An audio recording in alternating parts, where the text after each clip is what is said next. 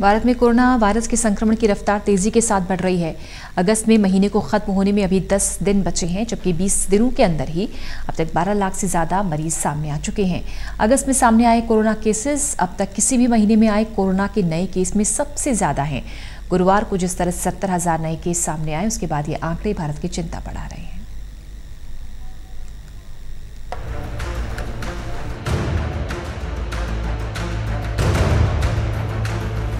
दुनिया भर में कोरोना के मामलों में तेजी से बढ़ोतरी हो रही है। भारत में भी आंकड़े बढ़ रहे हैं। भारत में शुरुआत में भले ही संक्रमण की गति धीमी रही हो, लेकिन अब लॉकडाउन खुलने के बाद अनलॉक से संक्रमण के पुराने सारे रिकॉर्ड तोड़ दिए। अगस्त महीने में ताज़ा आंकड़ों ने भारत में कोरोना के मामलों में दुनिया को पछाड़ दिया। अगस्त के महीने में अब तक देश में 12 लाख से ज्यादा मरीज बढ़े, जो बीते किसी भी महीने की तुलना में सर्वाधिक है। अगस्त अभी पूरा बीता भी नहीं है और इस महीने में दुनिया में सबसे ज्यादा कोरोना के केस भारत में बढ़े। पूरी दुनिया में इस दौरान सबसे ज्यादा केस भारत में ही आए हैं। ये आंकड़े तब सामने आए जब देश में गुरुवार को एक दिन में 69,000 कोरोना केस सामने आए और 986 मौतें हुई। अगस्त महीने में अब तक 12.1 लाख कोरोना केस सामने आए। एक महीने के शुरुआती 19 दिन में सबसे ज्यादा केस किसी देश में नहीं आए। जुलाई महीने में 11.1 लाख केस सामने आए थे। अगस्त महीने में 19 तारीख तक अमेरिका में 9.9 लाख केस और ब्राजील में 7.9 लाख केस कोविड के सामने आए थे। कोरोना मामलों की संख्या में दोनों देशों को भारत ने पछाड़ दिया।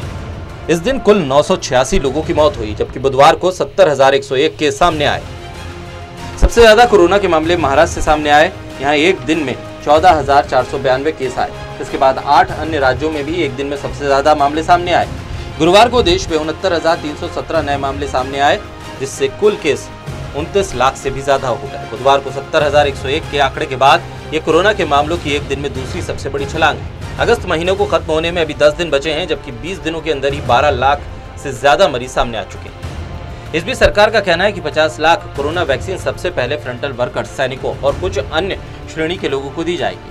सरकार इस बात को तय कर रही है कि किस तरह से इन लोगों को वैक्सीन दी जाए। दवा बनाने वाली कंपनियों ने सरकार से पूछा है कि कितनी वैक्सीन डोज की जरूरत होगी सबसे पहले। इसके हिसाब से वैक्सीन सरकार को सप्लाई की जाएगी। इसके बाद भी आम जनता के लिए वैक्सीन की सप्लाई होगी। देश में कोविड-19 का पता लगाने के लिए एक दिन में रिकॉर्ड 9,18,470 केस की जाँच हुई। इसी के साथ देश में कुल कोविड-19 केस की जाँच की संख्या 3,26,00,000 से ज्यादा है। केंद्रीय स्वास्थ्य मंत्रालय ने कहा है कि देश में लोगों को संक्रमित होने की दर 8% से नीचे चली गई है। मंत्रालय ने कहा है कि जांच की संख्या में लगातार हो रही बढ़ोतरी के संक्रमण के दर को अनुपातित कमी दर्ज की जा रही है। पिछले महीने में 31 जुलाई तक के आंकड़ों को देखें तो जुलाई महीने में कोरोना वायरस के 11 लाख से ज्यादा पॉजिटिव केस सामने आए और 19,122 लोगों की मौत हुई। जून के मुकाबले जुलाई में करीब 2.8 गुना ज्यादा मामले दर्ज किए गए और 1.6 गुना मौतें दर्ज की गई। वहीं जून में करीब 4 लाख कोरोना के केस दर्ज हुए और 11,988 मौतें दर्ज की गई। Special desk total.